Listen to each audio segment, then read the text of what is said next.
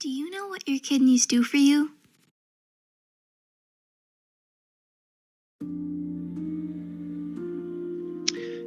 We know, and it differs by where you are in the country, that 1 in 10 Canadians live with kidney disease. So about 4 million Canadians. So, everyone's always excited about the heart and the brain, but let me tell you, the kidneys are super interesting. So if the function of a kidney is to the point where it's not able to sustain life, a person will die. They're not working well, they really impact your quality of life. Did you learn about your kidneys in high school? Like in school, you guys are not educated on kidneys at all.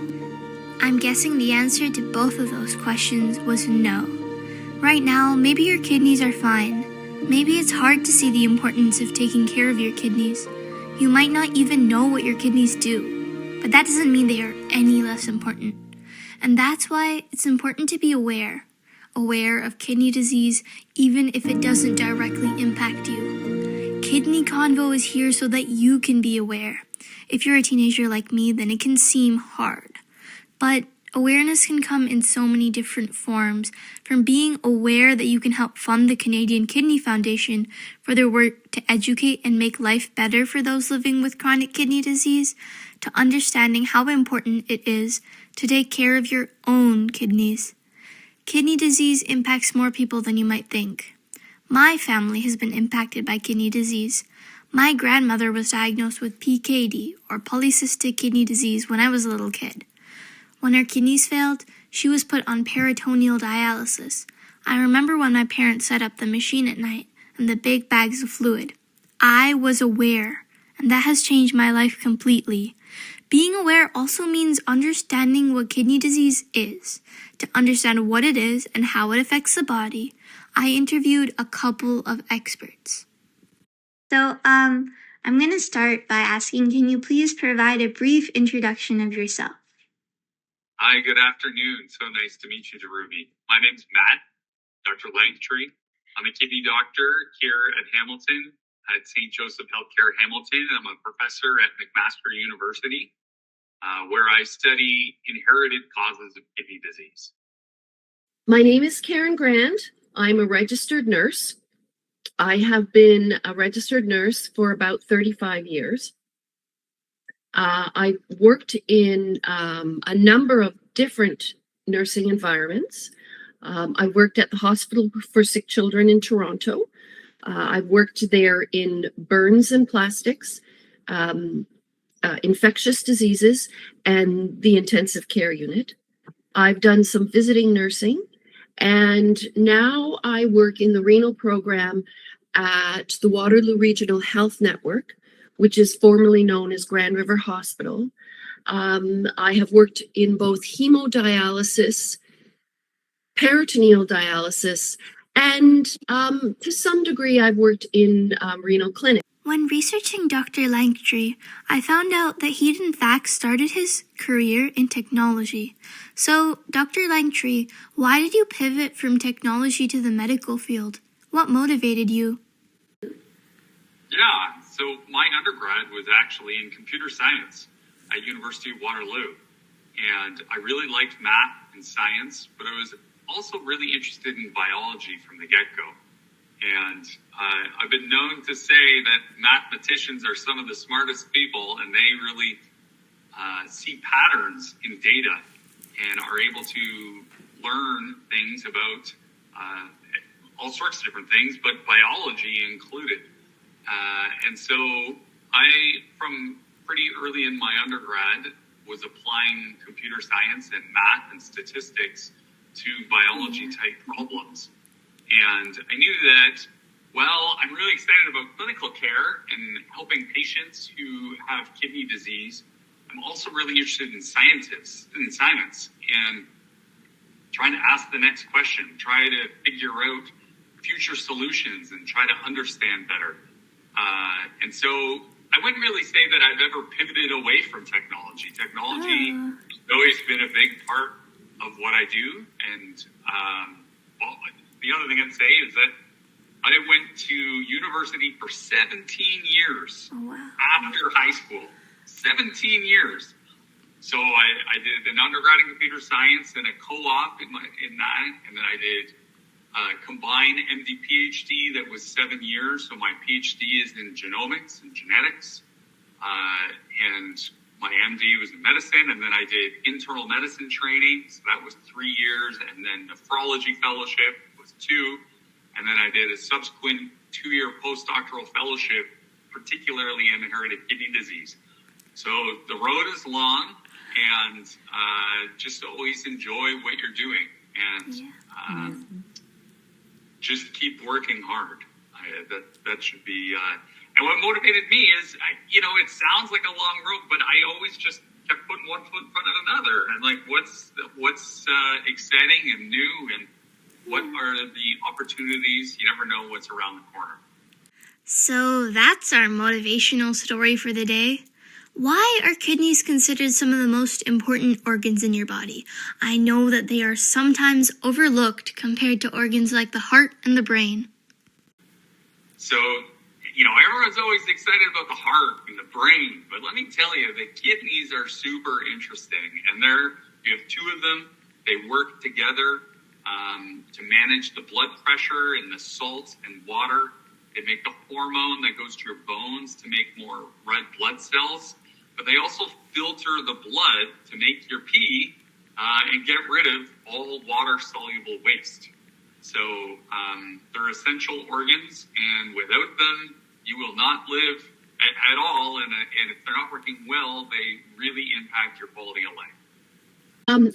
Well, I've never heard it said that the kidneys are the most important, because all of our organs, we call them the vital organs, and that's a good name, because you cannot live without any of them.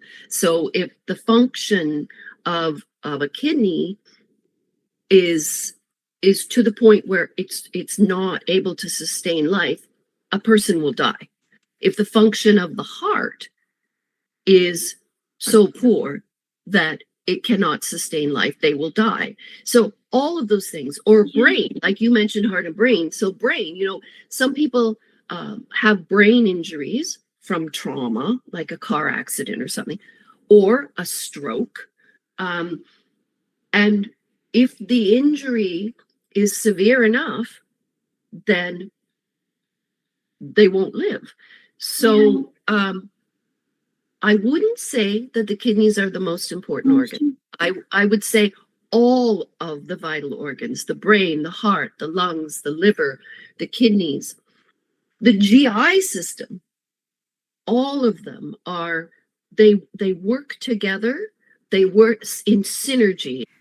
I know that being healthy is a big part of making sure your kidneys stay healthy. What are some common deterrents to kidney health and ways you can get kidney disease? And beyond that, can someone actually develop kidney disease even while keeping a healthy lifestyle? So for sure, being fit, lean, and active are really important. But smoking is really important, because smoking impacts the blood vessels and how the blood gets to the kidneys. So we got to take care of that. We got to make sure you don't have things like high blood pressure or diabetes. So taking care of all those kind of comorbidities is really important to protect your health. Making sure that you drink enough water so that we don't get kidney stones. People always think of kidney stones when they think of kidneys, so that's also important. But it's also important that a lot of people get kidney disease due to no fault of their own. For some reason, people think if you get cancer, it's because it happened to you. But if you have kidney disease, it's because you made bad decisions. And the reality is that lots of people get kidney disease due to bad luck. Yeah.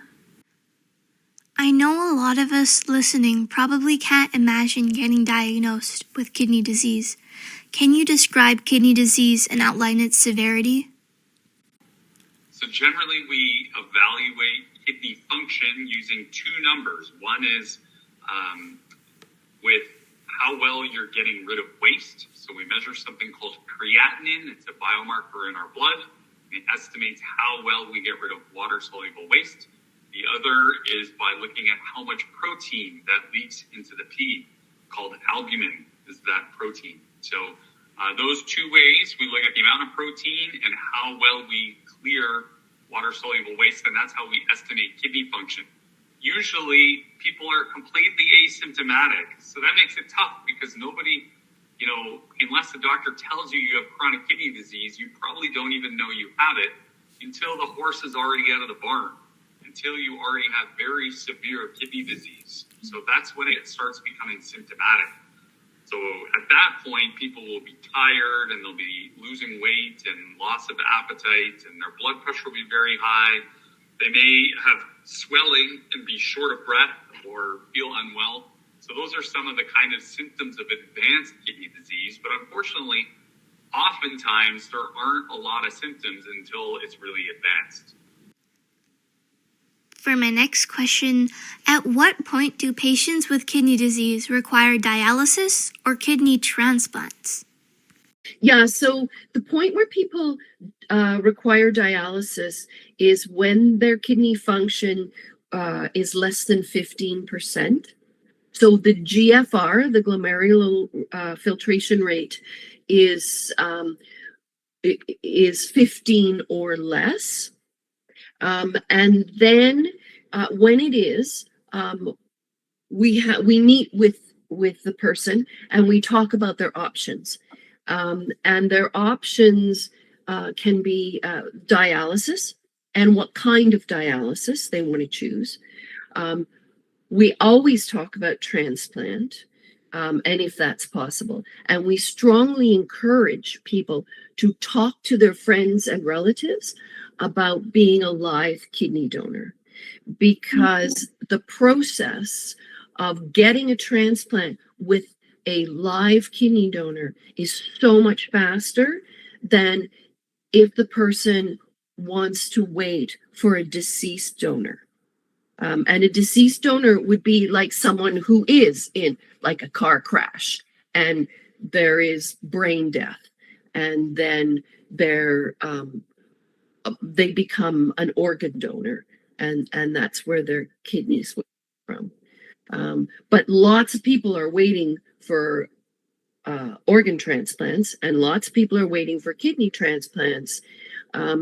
So there's a long list of people. So if you can, the miraculously wonderful thing about our kidneys is that we're born with two, and if one of them is taken from our body to donate to somebody else, then the remaining kidney will increase its function, sometimes 8% of what their function was when the person had two kidneys. So it's really, really quite amazing that that a healthy person can donate one of two vital organs, and then their function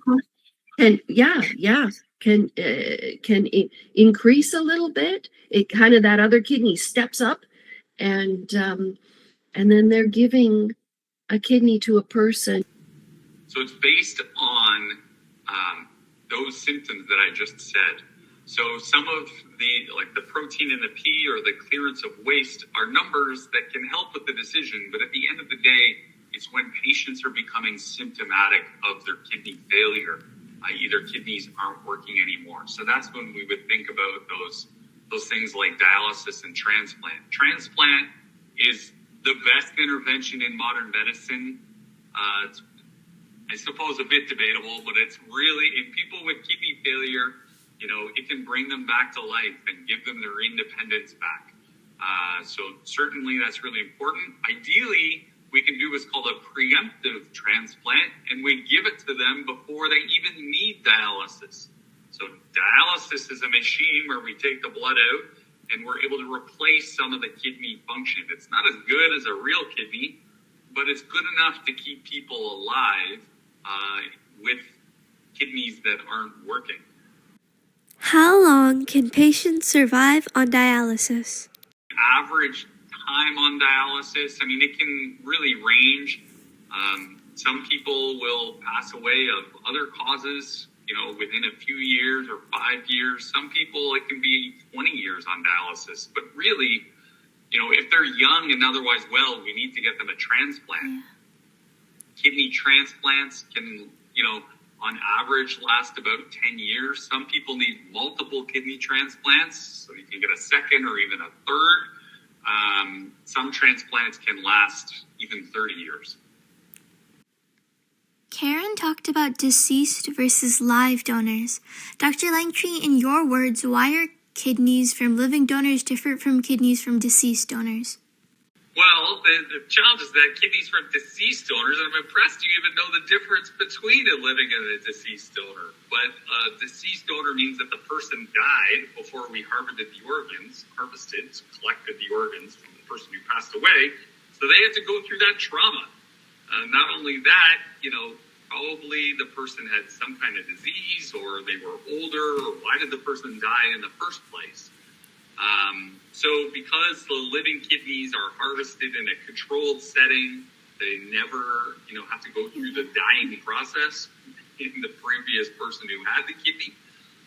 There is a bit better function over time. I mean, there's also, it's a challenge because people who have good social networks and have a friend who's willing to give them a kidney are also more likely to have other beneficial circumstances. So, how much better the living are, the best kidney for a patient is the one they can get. So ideally, if they can get a living because they have people that are willing to donate to them, that's wonderful. And if they don't have that, then the deceased is the next best option. So then, what are the success rates for kidney transplants? The success rate is very high. It's over 90%. The success rate for a live kidney donation is 95 to 98%. Success rate for a deceased donor kidney is about 90%. So it's better if it's a live donor. Are there any other treatments for patients with kidney disease before they have to go through dialysis or before they have a transplant organ available? So when people get to a certain stage of kidney function decline, they will start to be monitored much more carefully by usually a kidney clinic, and people are advised to monitor their salt intake. Salt is notorious for water retention and also for increasing your blood pressure. So reducing salt in the diet, monitoring sugar intake, trying to eat healthily, exercise, drinking lots of water. Some people are treated with medications for their immune system. That's for people who have autoimmune disorders. And monitoring the patient carefully to, watch for further decline of kidney function. Can someone my age, say a teenager, have kidney disease, and how can we prevent it? So I'd say no smoking. Yeah, definitely. Because smoking has lots of negative effects on our bodies. And we always think of the lungs, of course, but also smoking affects our blood pressure. So there, when I was talking about high blood pressure affecting the kidneys, there are actually, that was something I looked up because I wanted, we're always telling our patients don't smoke, but I wanted to see what exactly is it about smoking. So if you're a diabetic, smoking compounds the damage that can be caused. There's the blood pressure spikes. It narrows the kidney blood vessels. So that reduces blood flow. So that's kind of interesting. So even right there within the kidneys, smoking can, the chemicals in smoking that, when you smoke and you take the smoke into your lungs, those chemicals are absorbed into your bloodstream and then circulate throughout your body. And when it gets to your kidneys, it can reduce the blood flow. And then also there are harmful chemicals in cigarettes that are just, just in general good for. I think also nowadays, like kids my age, they go towards vaping because they think that vaping is like a better alternative, but really it sometimes causes the same effects. Yeah, well, so if they're vaping with nicotine, well, nicotine is the thing that it's like a stimulant, right? And so it has all those effects of increasing blood pressure and stuff. The other thing about vaping that I've heard, and I'm no expert on vaping, but I will say there are flavors of vaping. Yeah, there are, I think. Yeah, and I remember my teacher was talking about it in middle school, and he was like, "Oh, there's a lot of flavors that are marketed specifically towards kids, like bubble gum for some reason." Yeah, and so those flavors, like they're made of chemicals. They're not designed for us to be taking into our lungs. Like they might even be the same kind of stuff that they add to food for flavoring. So that kind of thing is designed for being, passing through your GI system, which is a very different way of passing through your body. So yeah, I think that. My grandmother had PKD, which is a type of genetic kidney disease. Dr. Lanktree, I know that you specialize in research on genetic kidney diseases. In your words, what is PKD? Polycystic kidney disease is the most common inherited or genetic form of chronic kidney disease, and it's due to changes in one of a few different genes that leads to these fluid-filled sacs in the kidney. And those sacs grow over time, and they prevent the kidney from doing its normal function. We do have a targeted specific therapy for polycystic kidney disease, which is different than other CKDs, but eventually it usually leads to kidney failure, which has symptoms very similar to other forms of kidney disease as well. People with polycystic kidney disease, because the kidneys can become very large, they can also have problems with pain in their tummy because the kidneys can get as big as Coke bottles. Very, very large. Are there any other treatments for patients with PKD? Yeah, there is. And we're trying to come up with even more therapies. So there is one specific therapy called tolvaptan, which is specifically for polycystic kidney disease, but it has challenges as well. And so, part of research is trying to come up with even better ways to treat the disease. If they do reach kidney failure, they can get kidney transplants, and that's effectively gene therapy because the donated kidney doesn't have the genetic variant that led to the polycystic kidneys. Yeah. So far, I think we've heard a lot about kidney disease, including causes and treatments. I know that learning about kidney disease can help us bring awareness, but how else can we raise awareness in our communities? How can this awareness help people with kidney disease?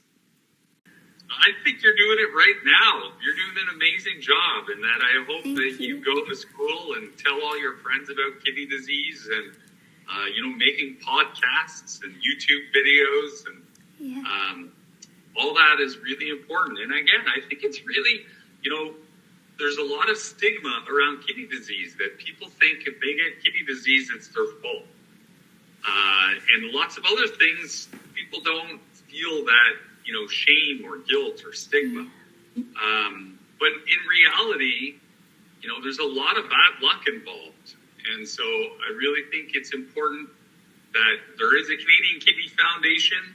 There is a PKD Foundation. There are walks and support groups, there's community events to try to raise awareness. Actually, we were going to interview the Canadian Kidney Foundation as well. Good for you. You're doing this is an amazing project. So certainly I know the director of the PKD Foundation of Canada quite well. So I think that's an excellent resource, and making, doing projects just like you're doing and participating in community events and is all really important. But how does our awareness actually impact people with kidney disease? Well, I think, it can raise empathy so that other people have a bit of an idea. Same like when some of my patients reach kidney failure, they often feel embarrassed, or they don't want to tell their loved ones what they're going through. It's hard to ask people to be kidney donors. So raising awareness can really increase the amount of empathy that people get, can provide opportunities for kidney donation as well. You can look at some, medical or diseases that have done really good jobs in raising money for research. I mean, in general, all the different cancer societies and the Heart and Stroke Foundation and, have done amazing work raising awareness and raising funding for research for their diseases. And, kidney disease is a significant cause of disease, comorbidity, of worsened quality of life and death. And so we need to raise awareness, to raise money, to figure out better ways to treat it and prevent it from happening altogether. Today, in the first episode of Kidney Convo, we focused on the facts behind kidney disease. This means the science. Why are our kidneys important? What happens when someone has kidney disease, and what causes it? We learned a little bit about the two main treatments that people need when they reach kidney failure, dialysis and transplant. And we heard a little bit about what it means to spread awareness. In episode 2, we'll talk about what life is like for kidney patients and the community around kidney disease. That means doctors, nurses, social workers, the Kidney Foundation, and support groups, family, and donors. Thank you for listening to this episode of Kidney Convo, and tune in to the next episode, Life and Community. I'd like to thank all the experts who agreed to be interviewed for this week's episode of Kidney Convo. The very start of the episode included cuts from interviews with Director of the Kidney Foundation, Craig Lindsay, Manager of Programs at the Kidney Foundation, Sadia Beg, Registered Nurse Karen Grant, and Dr. Lanktree. This week's guest experts were Dr. Lanktree and Registered Nurse Karen Grant. They all took time out of their busy schedules to help me and to help spread awareness about kidney disease. Thank you.